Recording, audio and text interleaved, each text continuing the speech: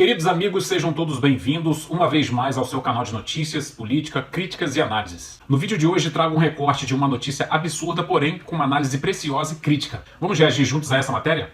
Deputado, quer dizer que o senhor deixou de novo o PT em polvorosa, nervosíssimo. O seu vídeo, antes de eu entrar no programa, estava com 136 milhões de visualizações. E a gente está aqui trazendo várias informações, porque o que o senhor anunciava naquele vídeo ali era muito claro que aconteceria, né? Que o Lula está querendo jogar a culpa no Bolsonaro. Já temos aqui várias informações, vários números, provando que isso é uma grande balela, uma grande balela. Então, de que maneira vai ser combatida mais essa mentira do governo?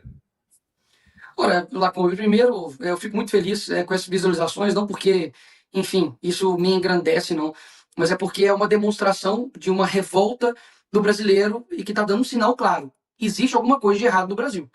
Porque dos 10 vídeos mais vistos em 24 horas no mundo, eu tenho 4. E não são 4 vídeos de dancinha, de TikTok ou de qualquer outro assunto de entretenimento, não. É sobre o Pix, sobre o Se Tá Caro, não compra, sobre o anúncio de que o Pix, o que eles queriam fazer, recuou, e esse vídeo de agora a respeito, né, do rombo do INSS. Ou seja, algo está acontecendo no Brasil e precisa, um sonho que eu tenho, é de ultrapassar, né, o nível simplesmente da rede social, que é extremamente importante para que as pessoas façam disso uma ação, né, factível também, que seja nas ruas ou que seja até mesmo em qualquer lugar que eles estejam. Eu nada mais fiz do que falar a verdade, afinal de contas, isso é um ato revolucionário hoje em dia, né? E quando você combate um governo de mentira, isso é a maior ameaça que eles podem ter, né? Do tanto que fizeram uma força-tarefa para poder combater o meu vídeo, mas não fizeram uma força-tarefa para poder combater a corrupção dentro da INSS. Assim, é algo inacreditável. Segundo matérias, né, a Gleisi se reuniu com banqueiros, você teve aí o PT se reunindo, né, com Boulos, com Lindenberg, para poder quem vai ser, né, que vai fazer o vídeo contrário, né, aí ao Nicolas. Eu confesso que eu nem cheguei a ver quem fez ou quem deixou de fazer, mas se não chegou, obviamente, até a mim, enfim, acredito que tenha sido extremamente inexpressivo.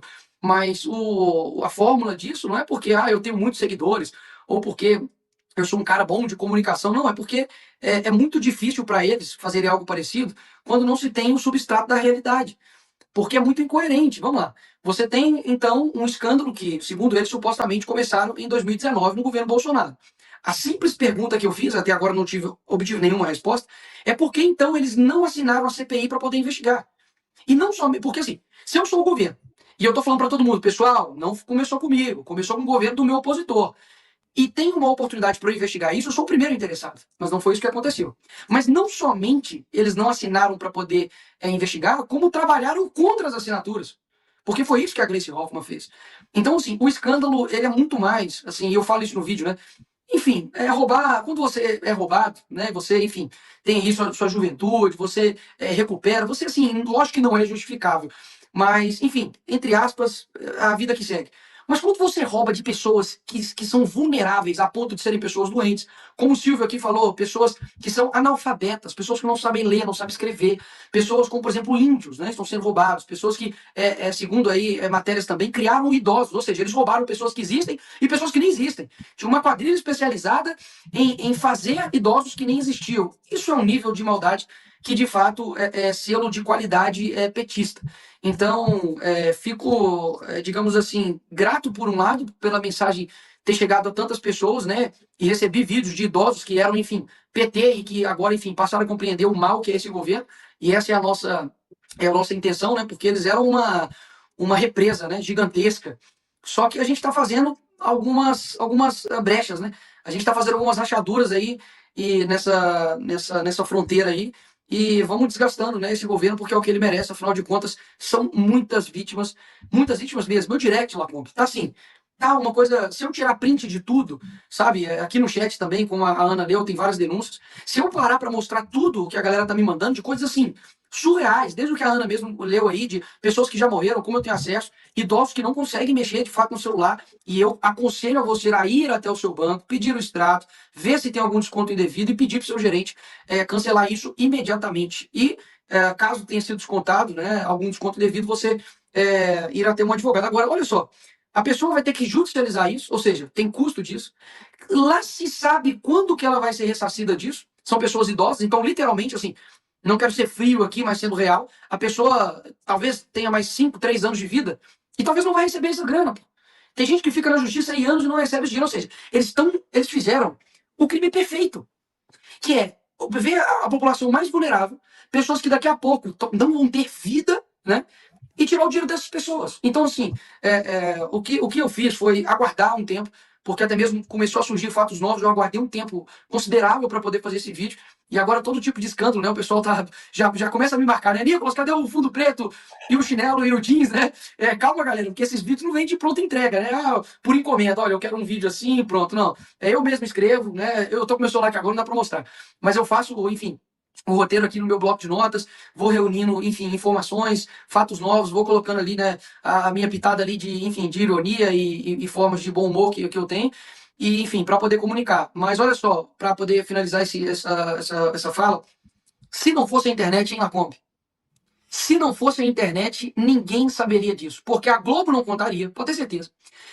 Muito menos o jornal impresso, e a gente não saberia que isso está acontecendo no país, ou seja, rombo de 2,6 bilhões no Correios, rombo nas estatais, dinheiro da Lei Rouanet, mais 16 bilhões. Você tem um rombo agora que, pelo que me parece, é talvez o maior rombo da história do nosso país. Você tem a Janja gastando aí, segundo o Janjômetro, mais de 130 milhões de reais. O Lula indo para o Japão, levando mais de 200 ou 100 pessoas aí, se eu não me engano, com custo de 4,5 milhões. A nossa Suprema Corte, né, revogando atos do próprio Congresso. Você tem deputados sendo presos, né, como o Daniel Silveira, por crime de fala. Você tem um presidente que pode ir para a cadeia porque ele deu um golpe fictício, EAD, lá nos Estados Unidos. Você tem jornalistas exilados fora do nosso país. Cara, é uma coisa assim que só é possível as pessoas saberem por causa da internet. Então, vamos tomar muito cuidado, porque eu acredito que o próximo passo não vai ser mais pensar em quem vai rebater o Nicolas, mas vai ser como a gente vai derrubar essas contas. Essa é a minha preocupação. A Ana tem uma pergunta mais rapidinho, há uma certa ironia nisso, né? Porque acho que as primeiras denúncias foram feitas pelo portal Metrópolis, né? Que pertence ao Luiz Estevão, que foi preso por corrupção. Tem umas coisas assim. E Nicolas, acho que tem outra questão que você falou, as pessoas não sabiam, muitas não, a Ana estava falando sobre isso, né? São pessoas que não têm intimidade com tecnologia, eu não tenho, muitas, ou talvez tenham contato com isso, as pessoas não sabiam nem que estavam sendo roubadas, né? E antes de passar para a Ana, o Cleiton Costa que pergunta, alguém já fez um levantamento de quantas queixas tem registradas nos PROCONs? Tem índice oficial? O levantamento tem que ser feito, a CPI pode funcionar para isso, né? Eles falavam em 60 mil queixas oficiais. Quer dizer, por enquanto, né? 60 mil já é um número significativo, mas é por enquanto. E 35 mil do consignado. É isso aí. Isso. Ana. Olha, é tanta coisa, né, que a gente tem que tomar conta no Brasil. Bom, primeiro, quero pegar esse gancho do final da sua fala.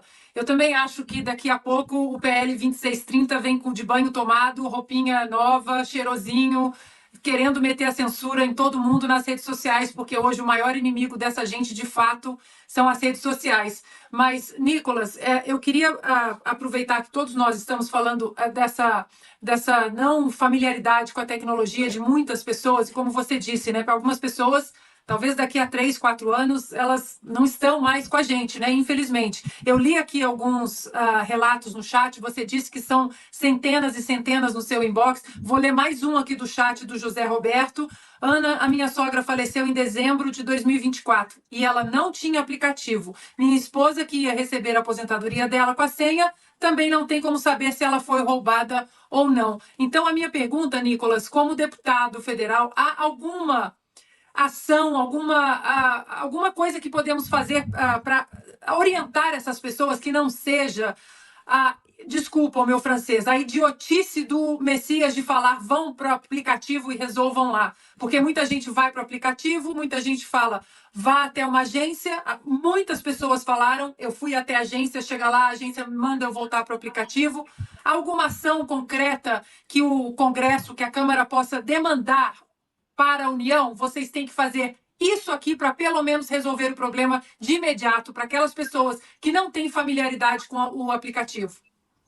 Ana, obrigado pela pergunta. O Messias, que é mais conhecido como Bessias, né?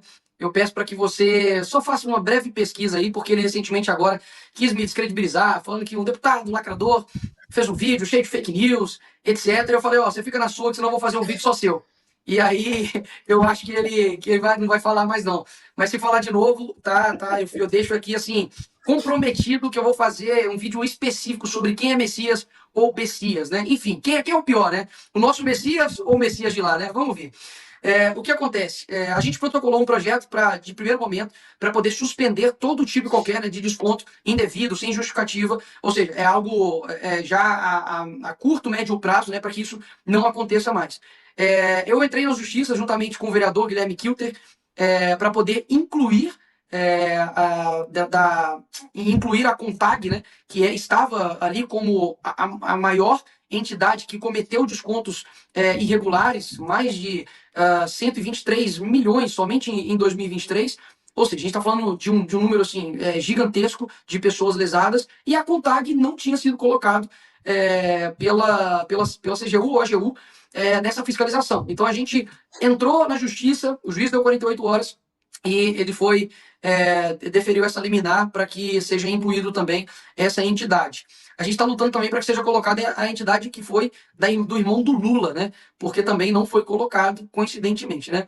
O que eu acredito que possa ser feito, Ana, e eu acho que é um bom gancho. E é bom quando a gente conversa assim, que vai surgindo algumas ideias, né? Então, que a gente fica lá, né, em Brasília quebrando a cabeça e, enfim, pessoas que sejam de fora, né, do Congresso nos trazem alguma ideia. De fato, eu não tinha raciocinado de fazer algo no sentido de impulsionar o governo a trazer transparências com relação, por exemplo, à quantidade de reclamações, à quantidade de pessoas lesadas. Muito embora, é muito difícil eu dar na mão do algoz para que ele faça algo sobre transparência, né? É tipo eu falar assim, assassino, quantas pessoas você matou? Segundo eu matei só 2. Então é difícil eu entregar isso na mão, poxa, de AGU e CGU para que façam esse trabalho. Até mesmo porque eu deixei bem claro que a AGU poderia ter solucionado isso lá em 2023, com diversos processos judiciais que estavam lá de casos já sabidos de descontos indevidos, e o ministro que foi indicado pelo Lula sentou nisso. Então, eu acho complicado fazer algo para colocar na mão deles uma certa transparência. Eu acho que a gente tem que fazer. Eu tive, digamos assim, uma rápida conversa de ouvido com o presidente da Câmara, Hugo Mota. Falei com ele sobre as 2 pautas mais importantes que nós temos agora no nosso país, que é a anistia, e quero fazer um breve paralelo aqui só na nossa conversa, de dizer, né, que nesse Dia das Mães, né, se você teve a oportunidade de passar o dia com a sua mãe, muitas pessoas não passaram por conta de uma injustiça, né, gigantesca. Mas outros criminosos, se talvez a mãe deles estivessem viva, né, estavam passando com as suas mães, né? Vários corruptos condenados a Lava Jato, pessoas que de fato saquearam cofres públicos, estão soltos aí no Dia das Mães. Então a anistia é uma pauta, inclusive foi feita a marcha, né, ali em Brasília, que foi um sucesso, algo gigantesco. É impressionante a força do Bolsonaro, numa quarta-feira à tarde, colocar mais pessoas do que a Erika Hilton lá, que não deu ninguém, culpou a Lady Gaga, né? E a segunda pauta mais importante, que eu falei no pé de ouvido ali também do Hugo Mota, é a questão da CPI do INSS, seja ali na Câmara, seja a CPMI ali no Congresso, né, juntando Câmara e Senado. Muita gente talvez possa achar que, não, CPI não dá em nada. Eu posso dizer algo para vocês? A CPI, por exemplo, da Covid, ela deu, digamos assim, um insumo para a perseguição ao Bolsonaro e todos os outros que estavam envolvidos. A CPMI do dia 8, que ela foi assaltada, né, pela esquerda, ela também deu base para a esquerda também começar algumas narrativas. Mas a CPMI do dia 8, durante 6 meses, repito, todas as narrativas de golpe de Estado, de não sei o que, nós destruímos todas elas. Desde quando o Hacker Delgatti foi lá, ou quando o G. Dias também foi lá, todos os convidados da esquerda, nós destruímos as narrativas. Então, eu acredito que até hoje mesmo, se a própria população, né, a maioria dela, segundo pesquisas, mostraram que não acredita que Bolsonaro deu um golpe de Estado, eu atrelo isso ao trabalho que nós fizemos na CPMI do dia 8 e também a outros trabalhos, claro, né, paralelos que foram feitos por outros parlamentares e por outras pessoas que também não são parlamentares, né, vocês mesmos, pessoas que são influenciadores, comunicadores, jornalistas, mas a CPMI tem um poder muito forte, porque ela é uma comissão parlamentar de inquérito, ela tem poder de delegado. Esses dias mesmo, numa CPI das Bets, uma senadora deu voz de prisão à pessoa que estava lá no momento. Não estou falando se foi certo ou errado, só estou dizendo da capacidade do poder que há essa comissão. Então, nós estamos trabalhando para isso. Eu sei que não é fácil, e mais uma vez retomo a importância de ano que vem a gente ter uma Câmara e um Senado diferente, para que a gente consiga colocar lá pessoas de pulso para poder fazer o que precisa ser feito, e não o que os amigos querem que seja feito. Deputado, antes de falar um pouquinho mais sobre a CPI do INSS, deixa eu só ler 2 superchats aqui do Matheus Rodrigues de Oliveira. Ele diz o seguinte: trabalho com direitos previdenciários. Minha mãe, Maria, começou a ser roubada em março de 2024. O senhor Jorge, que eu imagino que seja um cliente dele, começou a ser roubado em julho de 2024. em outro superchat. A senhora Mônica começou a ser roubada em março de 2024. A senhora Maura também está sendo saqueada e ainda não conseguiu visualizar a data por problemas de dados cadastrais. Então, a CPI poderia ajudar nisso tudo, com certeza poderia.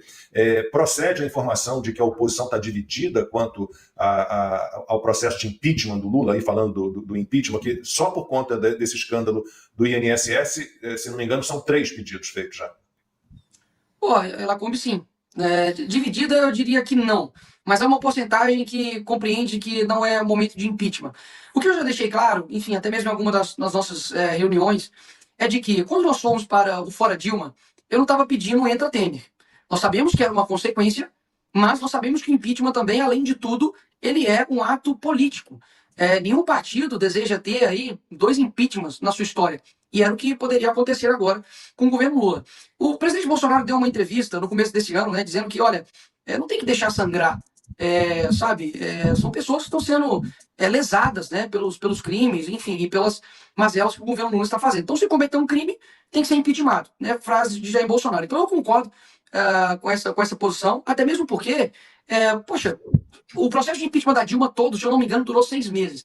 Ah, Nicolas, mas quem poderia assumir era o Alckmin. Problemas.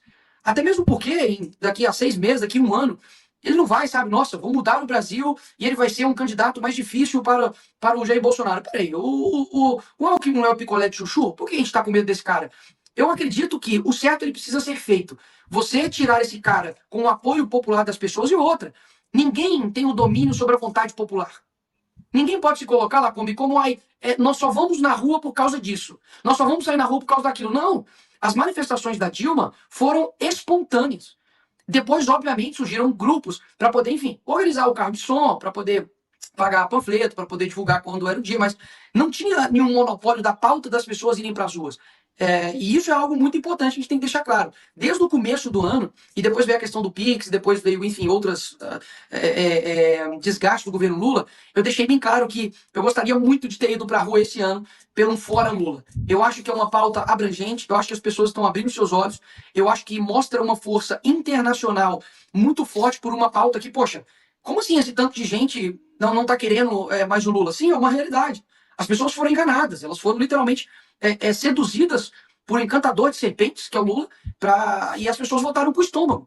Ok, são vítimas do próprio erro, do próprio egoísmo, sim, mas a coisa está escalonando num ponto em que eu não acho que se a gente tomar uma decisão diferente ano que vem, a gente vai ter mais Brasil em 2027. Deixar isso bem claro. Simone Tebet falou mesmo que o governo que assumir em 2027 não vai conseguir assumir com as contas públicas que está aí, né? Ou seja, já está sendo uma mãe de Ná aí do fracasso que está sendo o governo Lula. O projeto de lei de diretrizes orçamentárias deixa muito claro, né, que a tendência é que quem assumir em 2027 vai ter dificuldade de pagar, inclusive, os gastos com saúde e educação. Então, a situação Não, deixa eu só contar algo para as pessoas aqui, porque é tanta coisa que acontece, e isso é uma das táticas também, tá, pessoal da esquerda. É tanta coisa ao mesmo tempo que você não sabe onde você começa a atacar ou defender, né? Então isso é uma tática, você vem de todos os lados. É tipo a seleção da Holanda, né? Todo mundo atacava junto, todo mundo atacava e defendia junto, então assim, você não sabe por onde começar. É camisa vermelha da seleção, é rombo no Correios, é Correios que está em déficit financiando o show do Gilberto Gil. Cara, é ministra da Cultura saindo do seu cargo para poder cantar em Salvador com dinheiro público. Meu amigo, o Brasil realmente não é para amadores e a gente não morre de tédio aqui. Essa semana passada e retrasada, semanas passadas, a gente votou por Dia Nacional do Axé em regime de urgência. Nada contra o Axé, tá? Nada contra aí, Léo Santana e tal, mas por mais que ele pede para fazer o L, mas é o Léo, é L de Léo. Mas a gente votou para aumentar deputados federais, então vai de 513 para acho que 531, né, algo assim. Aumento aí de custo de uma estimativa de 52 milhões de reais. A gente votou também aumento de funções nos gabinetes de ministros da Suprema Corte. Então você vai ter também aí, em questões de 2 anos, um custo a mais de 7 milhões de reais. Ou seja, não há uma caramba de uma proposta naquele Congresso que é para reduzir, só para aumentar. Então, assim, a urgência do nosso país hoje está sendo, de fato, preparar o caminho, digamos assim, financeiramente, para os trabalhos que a esquerda quer fazer. E isso o Olavo já falava. A esquerda aqui no Brasil não é uma esquerda ideológica é uma esquerda que tem um propósito geopolítico. Eles engordam o dinheiro de quem é poderoso para poder conseguir ter gasolina, para poder queimar e fazer o que eles querem fazer. Então, assim, não fica achando que, pô, os caras querem se enriquecer de corrupção, foi achado lá mala de dinheiro para poder ficar, perdoe minha palavra aqui, para poder ficar indo em prostíbulo, não, pô. Para poder ficar pagando menina de motel, não. É para poder fazer a roda girar. É para poder pagar gente em época de eleição, para poder comprar voto. É para poder corromper gente em instituições, para poder dar sentenças favoráveis. É para poder corromper todo o erário público e todas as instituições hoje que não são mais confiáveis com grana. Então, assim, não seja inocente a ponto de achar que a gente está. Eu vou ter contrário, né? Claro, todas essas pautas. Mas não seja inocente que isso acontece por um mero. Os caras querem se enriquecer para poder comprar uma gravata da Zenha, para comprar uma blusa, uma roupa da Hermès. Não, filho, isso aí é a Janja que faz. Mas o resto tá preocupado com o poder mesmo, infelizmente. Antes de passar para o Silvio, fazer uma pergunta, se ele quiser, para o deputado. Olha só, olha quanta coisa tem que ser investigada. Laís Vasques, também por superchat, obrigado, Laís. Quando reclamei do desconto na minha aposentadoria, o sindicato me ligou e ofereceu dinheiro extra para que eu retirasse a reclamação. Inacreditável. Se isso aí não é roubalheira, é o Eu quê? acabei de falar. Esse dinheiro Isso aí extra é aí seria dado para ela como? É dinheiro vindo de onde? É roubo. Silvio. Deputado, olha só, Hugo Mota, qual é o papel dele neste momento em relação à CPI do INSS? Essa é a minha pergunta. Olha, o papel de um presidente da Câmara, que eu imagino, como eu disse, é um papel de fazer o que deve ser feito. Mas, infelizmente, a gente sabe que esses tipos de posições, geralmente quem ganha são pessoas que ou têm rabo preso, ou pessoas que, de fato, são pressionadas também, enfim, por externalidades. Não estou dizendo que ele está correto, o pai dele está correto, para mim tem que ter investigação se tiver algo de errado, mas foi uma coincidência, né, da vida, de que logo quando ele começou a sinalizar, né, pautar a anistia, começou novamente, né, requentar as investigações sobre o seu pai. Então a gente sabe que o jogo é extremamente pesado, mas eu acredito que, digamos assim, como diz um filósofo, tio Ben, no Homem-Aranha, né, com grandes poderes vem grandes responsabilidades. Eu acho que ninguém pode se colocar numa posição de grande responsabilidade e querer pouca responsabilidade. Você não pode querer ser o camisa 10 da seleção e quando tiver que bater o último pênalti na final da Copa do Mundo, você entrega a bola para o novato que está chegando ou tira a sua responsabilidade. Não. Isso é pior do que errar o pênalti, porque você nem chegou a tentar, você nem exerceu o que você foi colocado para poder fazer. Então, infelizmente, assim, eu confesso que a posição dele, a gente precisa tomar muito cuidado, é muito melindroso, porque pior do que as portas que você abre na política, é as portas que você fecha. Porque geralmente a porta que você fecha é muito difícil de você reabrir. E a gente sabe que em um jogo, enfim, como se fosse um xadrez, você tem peças ali que se movimentam diferentes, que, enfim, tem importâncias diferentes ali no cenário, e você tem que ser, digamos, bastante estratégico. Não estou colocando aqui nenhum xadrez 4D, como se eu estivesse falando aqui para não atacar o Hugo Mota, ou para atacar o Hugo Mota e descer a linha nele. Não estou dizendo isso. Eu só estou dizendo que aquilo que eu sinto que eu devo fazer, eu faço. Do tanto que antes da eleição dele mesmo, eu deixei bem claro de que 2 pontos, né? De primeiro que naturalmente eu votaria no Marcel Van Hatten, mas estaria confiando na indicação do presidente Bolsonaro. E anteriormente a isso, eu critiquei firmemente o Hugo Mota por não pautar as pautas importantes do nosso país.